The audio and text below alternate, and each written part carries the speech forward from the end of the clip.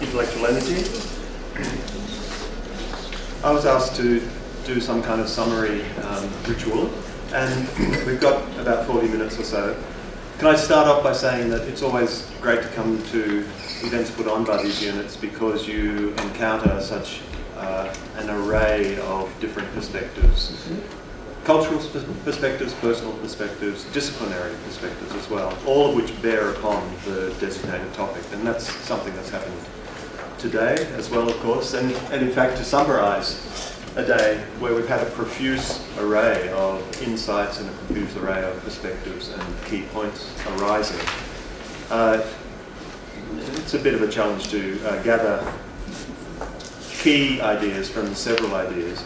So how about I list a few. That'll take 5 or 6 minutes or so. Then I'll pause to ask you a couple of questions that will respond to that list. And then we'll see where it goes. It's part of my job to have prepared a couple of scintillating ideas in case there's cavernous silence at the moment when I invite you to speak. Somehow I don't think I'll have to pull out the scintillating ideas. I don't think the cavernous silence will descend for too long. So the list of key points that arose. I should say, in rhetoric classes we're taught that 3 is sort of the perfect number for distinct substantive issues that you want people to hold in their heads and synthesise. If you really want to challenge yourself and the audience, you can go to 5. I have 9. Are you ready for the 9-point challenge? But they won't go on for too long. I should just take 5 or 6 minutes doing this. I think as I listened to the whole day, and it was a privilege to do so, I heard invitations to consider this range of options. Consider understanding public space from several distributed or ambient perspectives. This is another version of my opening gambit, that to come here, you always, when you come to this unit, you always encounter an issue dissected and filleted and given source from several different directions. So that's the first point. Let's consider understanding public space from several distributed or ambient perspectives rather than as something understood by any individual from one single perspective. The whole space is understood on the move by several constituent participants, all meshed up together. Second point, consider understanding public spaces as flow systems, always in process, always poised for change or extension or alteration. And we may come back to this issue of alteration more thoroughly. Third point, consider understanding the phenomena that occur in public space as experiences that are designed, catalysed, or curated by a range of factors, some of them conscious, many of them unconscious. Unconscious to the participants, unconscious to the space itself, if you understand the space as a kind of live and energised entity, which I think it's worth considering that as a viable way to think of spaces that you encounter. Fourth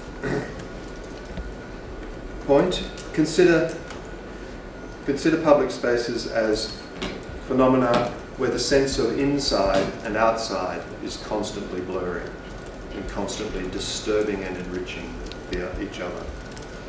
Fifth point, consider cities as dynamic configurations entangling social interaction, provided or extant structures, regulations, infrastructures, and systems of representation, all of which, this entanglement, all of which produces audiences or communities. I meshed together a few speakers in that one. Sixth point, consider screens as potential humanizers of buildings and spaces.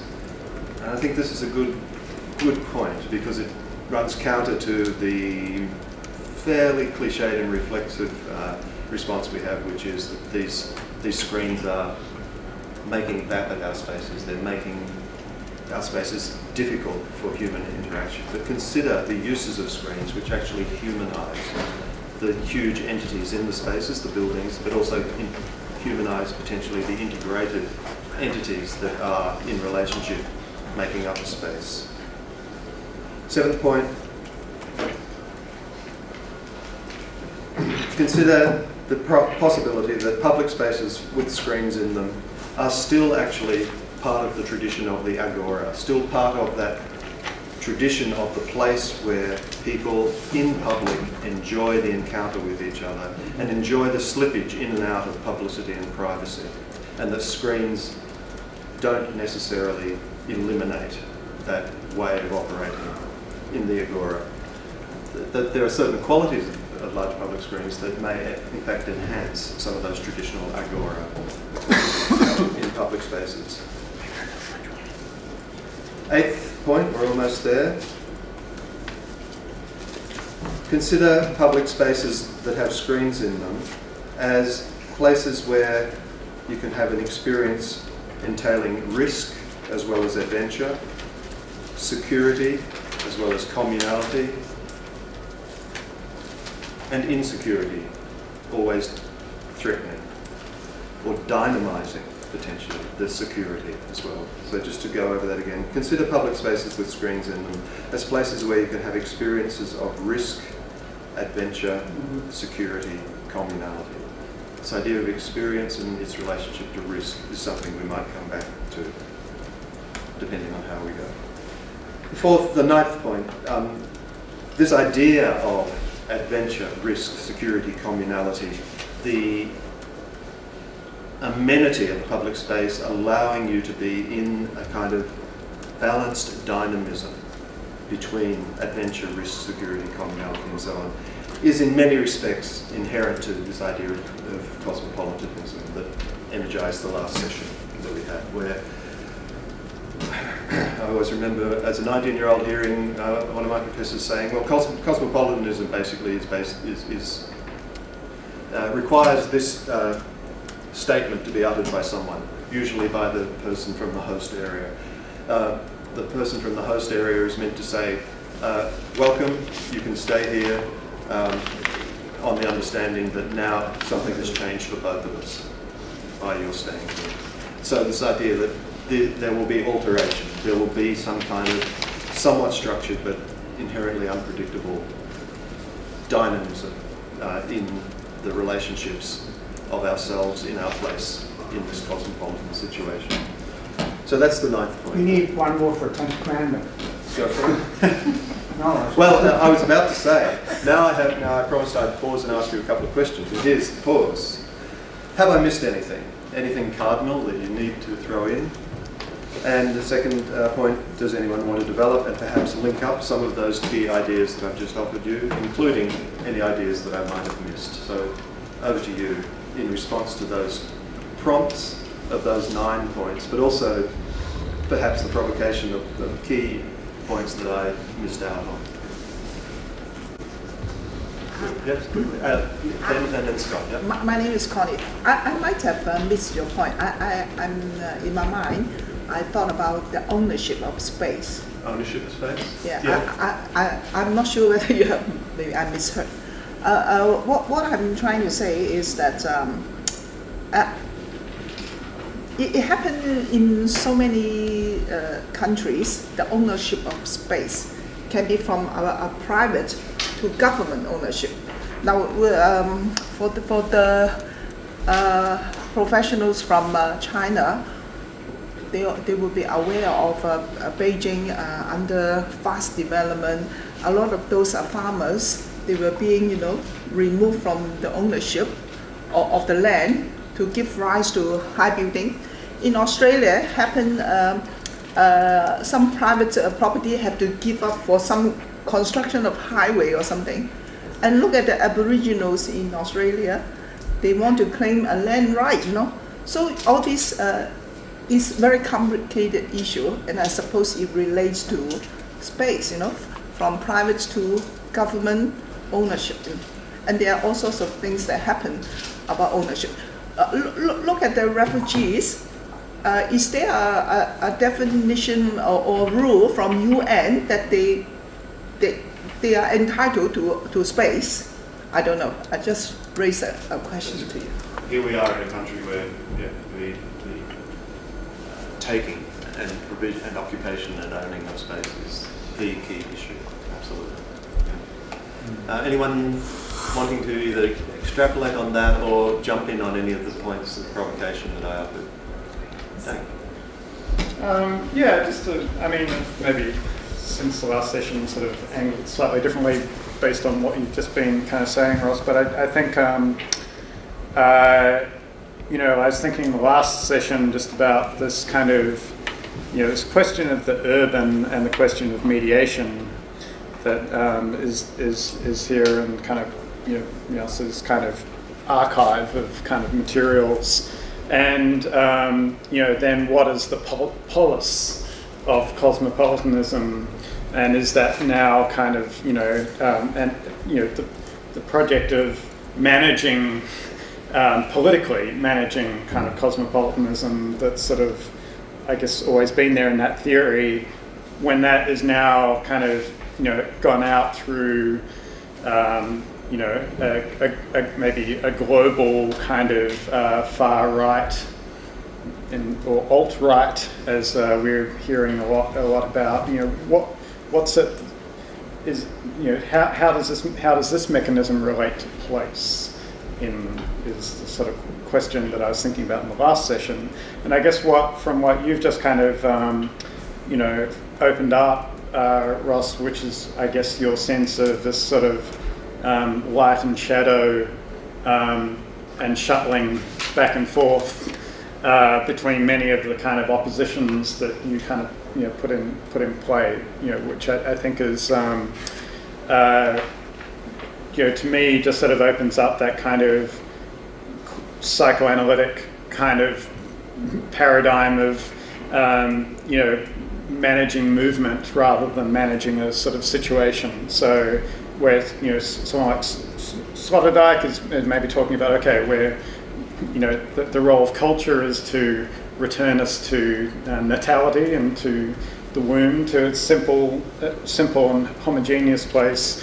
I think the kind of, you know, post-Freudian, or as Fran was saying, like Melanie Klein's kind of idea of culture is something that manages relationships between the sexes, and then manages our own psychology in its kind of gendering that starts with the relationship with the mother, but then is also in relationship to the father, right? And there are all the narratives that we're not born into a simple place, we're born into a split place, and then all kinds of things start to kind of follow from that. So yes, we're born angled towards others, but then we're also related differentially to our parents through gendering in some kind of way. And this brings up, I think, the kind of interesting question about what, you know, Spivak talks about as reproductive heteronormativity. You know, this kind of, and here, you know, she's talking about heteronormativity as the opposite of hetero not being homo and homonormativity, but auto as in autonormativity. So against this idea that we are just reproducing ourselves all the time, we're actually in this relationship to others that's getting kind of managed culturally somehow. So I guess that made me just kind of think about, like, what, you know, if women are being mobilized and managed through the apparatus of the nation a lot of the time, whether that's the woman in the burqa or the implied rapist threat all the time, you know, that's, you know, such a time-honored kind of aspect of what nationalism is. I'm just wondering how this, I guess, can, you know, what implications does this have for this connection Nikos is talking about between a sort of a national level kind of tolerance or cosmopolitanism or diversity that can be seen in spaces, and then what's in the mind of the individual or the, you know, which I think kind of Nikos was trying to talk about, which is not a state level thing. And that seems to be some kind of scalar kind of question, which is a media question that's, yeah, there. So it's a very long kind of excursion, but I think it was prompted by your just sense of the light and shadow going on in a lot of, yeah, the concepts.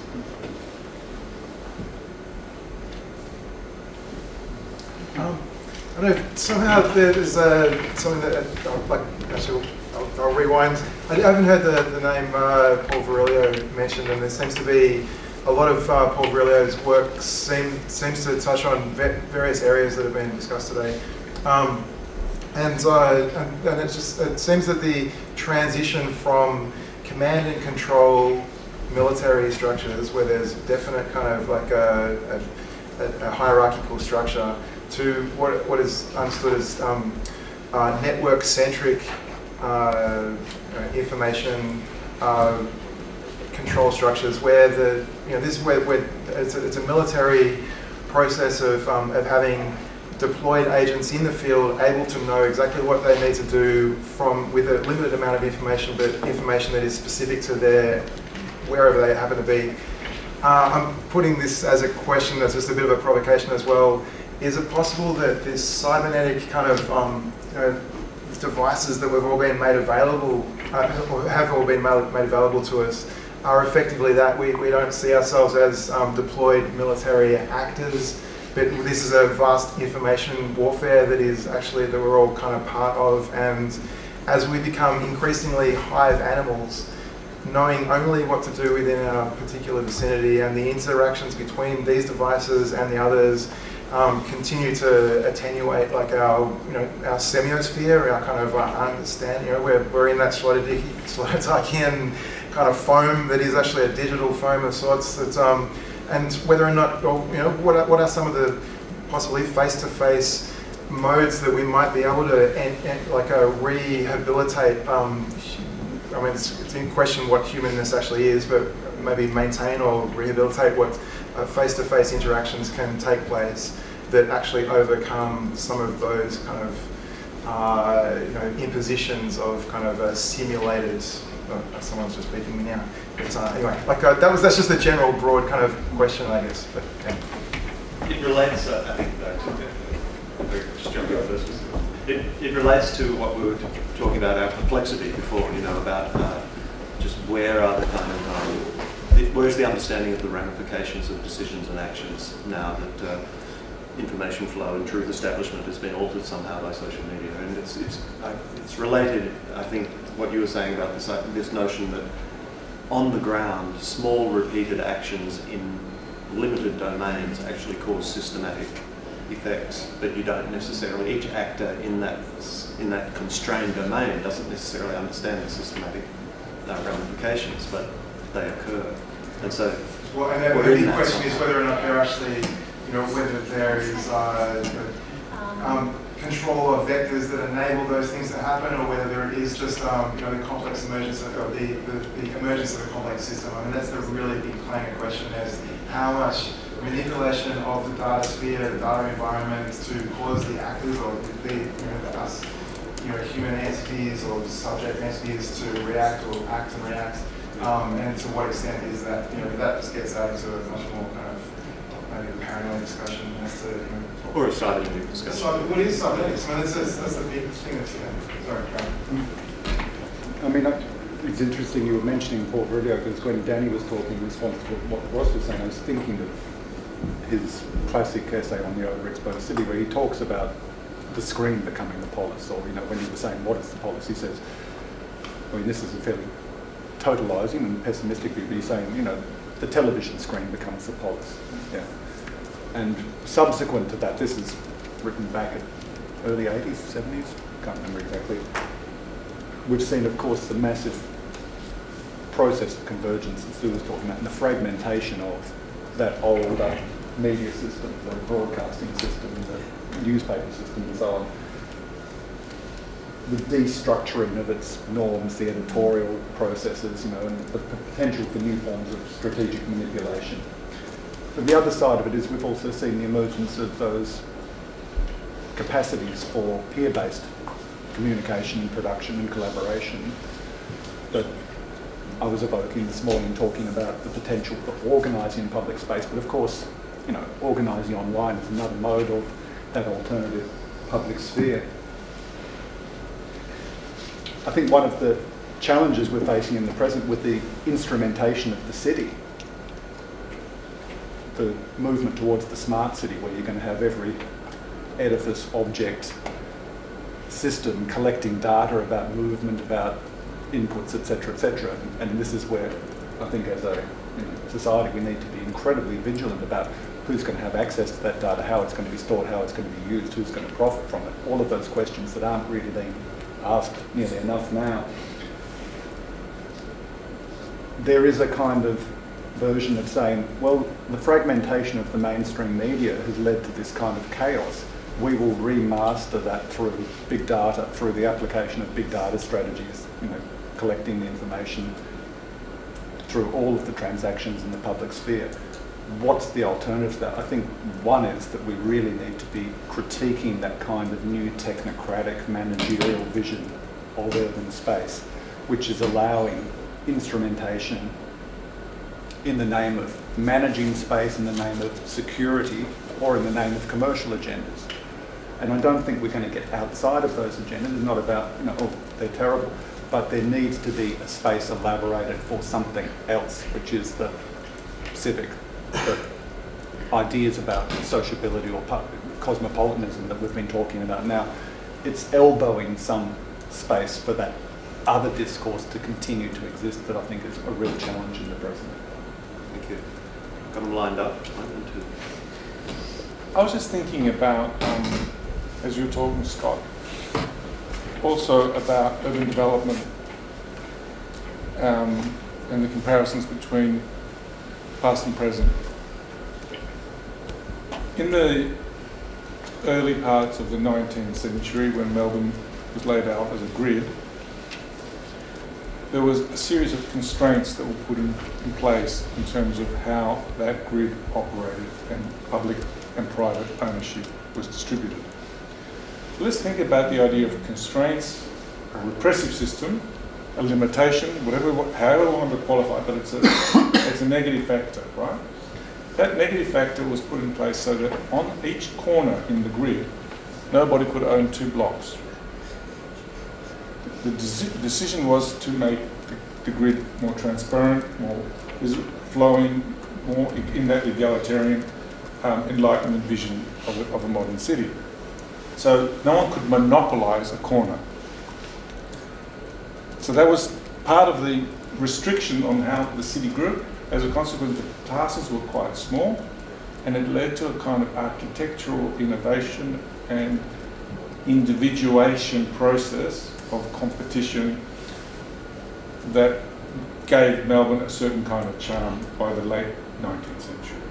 But it started from a process of restraint. Then in the 20th century, end of the 20th century, you had a parcel of land which is double the size of the Melbourne grid, which was made available to development with the Docklands process. But at that point in time, the discourse wasn't about restraint and order and limitation, but it was about unrestrained, open, transgressive, we know the jargon. And what's the consequence? Free developers got the whole thing damn lot.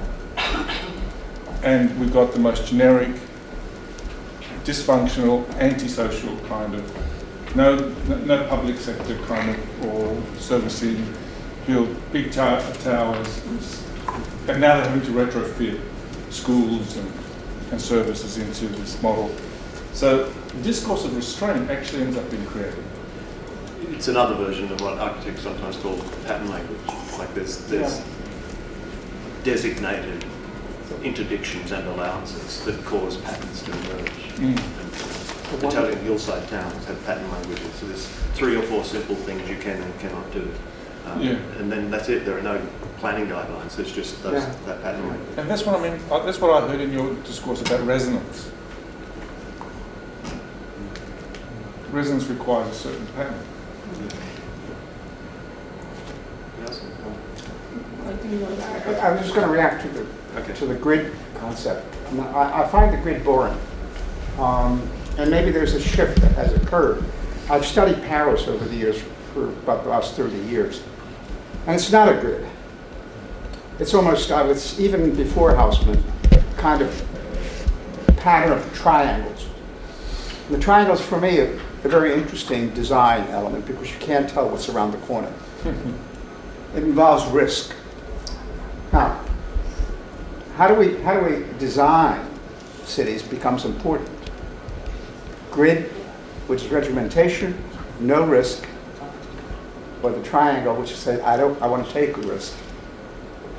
So we've been playing with this for a while, and I don't have the magic answer, but part of it, Brisbane is a modern city, is a new city to some extent, not a walled city as the European cities were. So that has made a major difference. But I find one of the alarming things for me is that every communication device connects us and disconnects us simultaneously. And when that happens, it has an impact on us. And the impact that I see now is we want predictability. We don't want to take a chance. And that life is taking a chance. In relation to your point, linking cosmopolitanism to security and security risk, commonality, adventure, it's a very important one actually. Cosmopolitanism thrives on risk and security. When there is risk, tension, clash, and security, then there is hope for cosmopolitanism. Otherwise, we have achieved it, which is never the case. It's always elusive. It's so near, impossible, but it's always far. It's sort of like chasing butterflies without a net. So that was a really important point.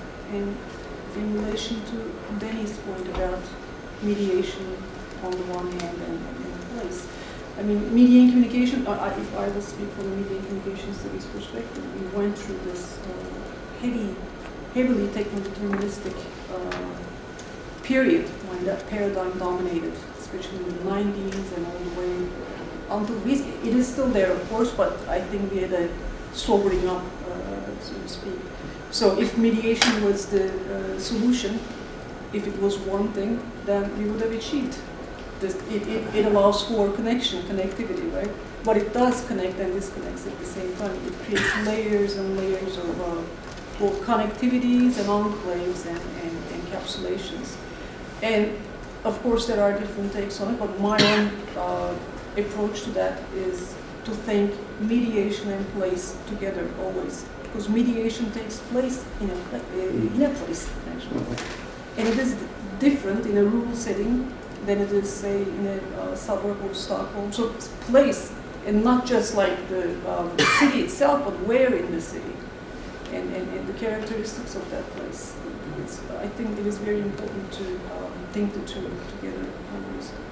And very quickly in relation to your point, I didn't catch your name. Kerry. Kerry. We actually had a project on surveillance. It was called Secure Places. It was a sociology of people's understandings of surveillance and how they dealt with it.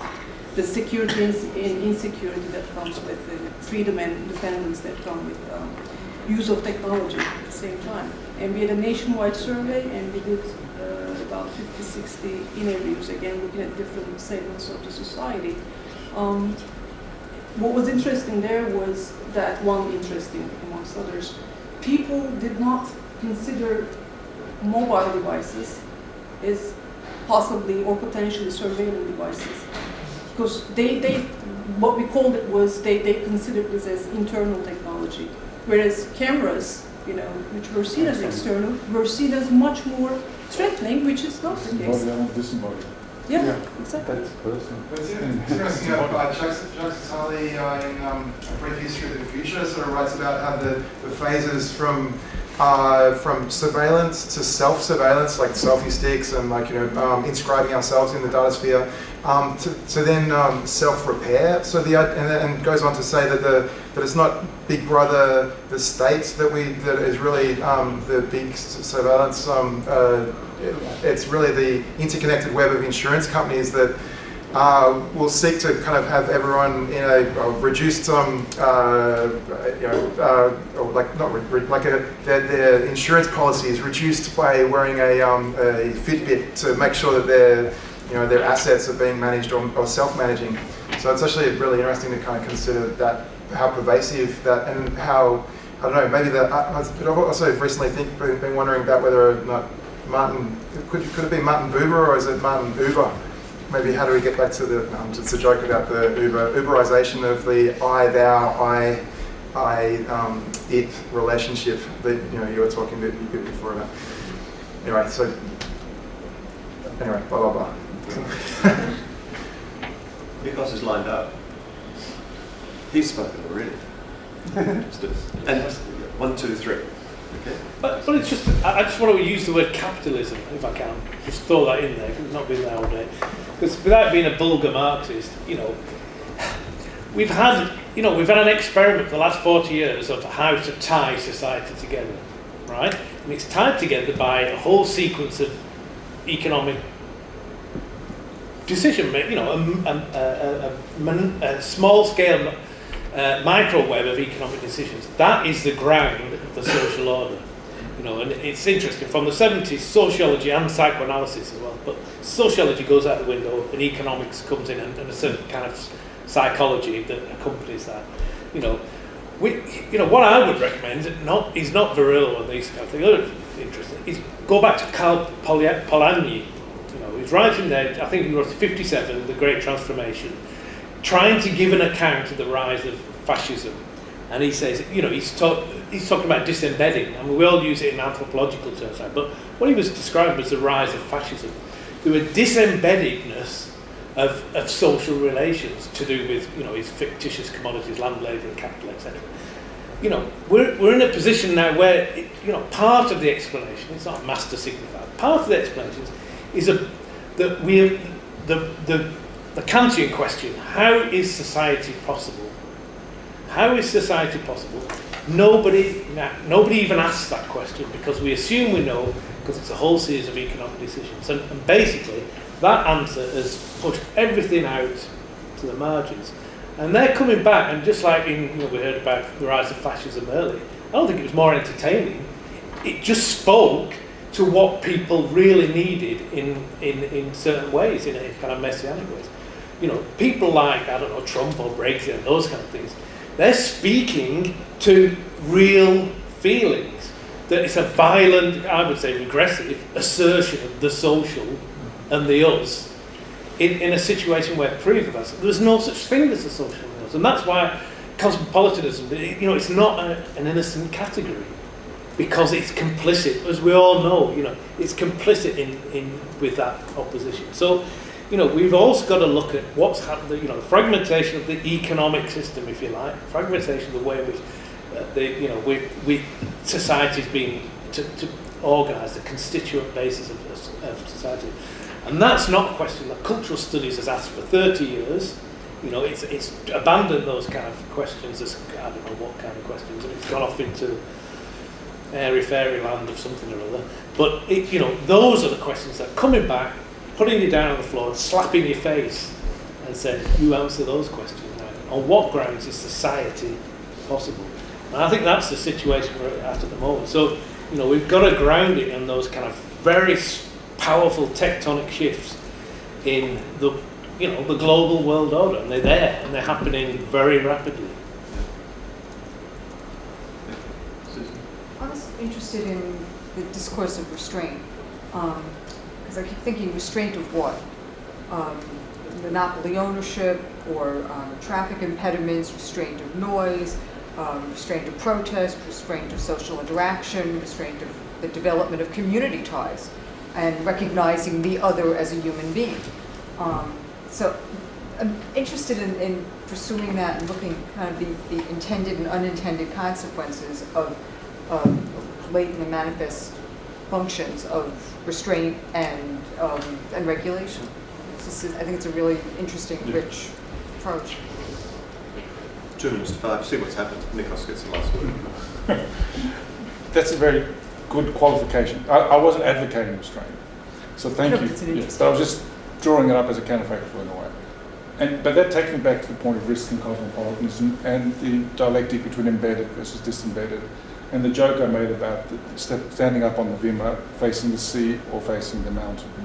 Facing the sea, you're disembedded because you're open horizons. Facing the mountain, you're embedded, right? But which is primacy? which comes first, and why should disembedded come as a negative of embedded? Now, to me, cosmopolitanism is often misunderstood in that sense because of the very fundamental difference between cosmopolitanism and globalization. Globalization, in 1957, cousin Kostas Axelos says, globalization is about integration, so that you unify things so that they work neatly together in a mechanistic system, whether it's economic, political, cultural, whatever. It tends towards unification and integration in a mechanical way.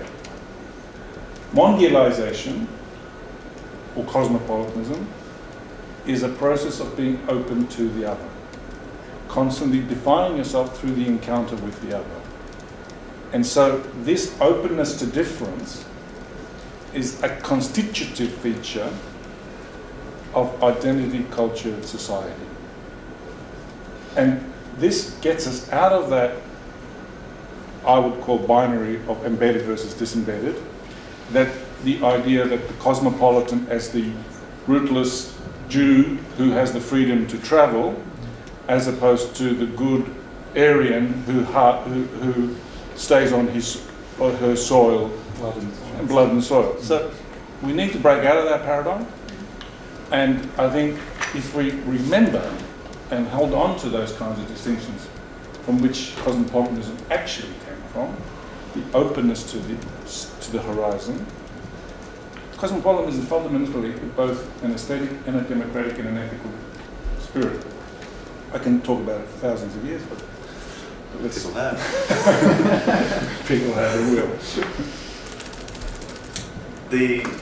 One of the brilliant ideas I was going to throw out is not mine, it's just in the language, that experience, or cosmopolitan is an experiment. Cosmopolitanism is an experiment. Who knows what's going to happen? So it's experimental inherently. It requires a readiness for practitioners to engage in deep and rich experience. Etymologically, experience has peril in its centre. Peri is risk. Periwinkles are things that grow out from home base. So experience is necessarily a risk venture, and you embrace that, or you stand firm and refuse to move. And notably, all through today, there's been this discussion about movement and stasis, which I think resonates in all kinds of ways as well. But it's right on 5, and I think you fellows have book launches and all sorts of stuff to do. Do you want to say anything to finish up? Absolutely. Well, thank you very much, Rob. Thank you to all who have stayed through the day. It's been a wonderful, fascinating, rich day, all that we could have hoped for. We don't want it to end now, like